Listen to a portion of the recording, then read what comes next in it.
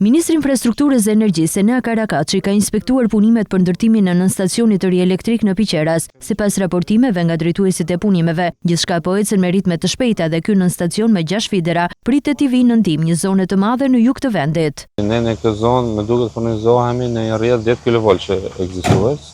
Dhe ndërkohë që me nënstacionin e ri që do jetë 110 kV 20 dhe 10 kV ne kalojmë në nivel tensioni 20 kV që japim edhe siguri më të mirë furnizimi gjithë kësaj zone, po duke dhe e lidhur në Saran. Aktualisht vlen të theksohet se nënstacioni ekzistus, jo ky provizori, nënstacioni ekzistus ka qenë një nënstacion 35 vjeç me 3.2 mega ka qenë fuqi kapacitet instaluar, një nënstacion shumë i vjetër. Ne jemi në ritme të këndshme punimi dhe besoj le themi në vitin 2027 brenda muajve të parë ne duhet ta kemi funksional.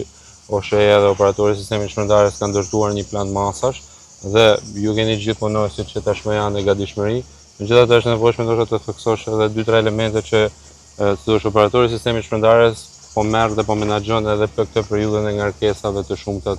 Duke vlerësuar investimin që po realizohet, i cili jep zgjidhje jo vetëm banorëve, por edhe biznesit të zonës, veçanërisht gjatë sezonit veror, ku dhe fluksi vizitorëve është më i madh, Ministri i Infrastrukturës dhe Energjisë është ndalur dhe masat e marra për mirë menaxhimin e sektorit turistik.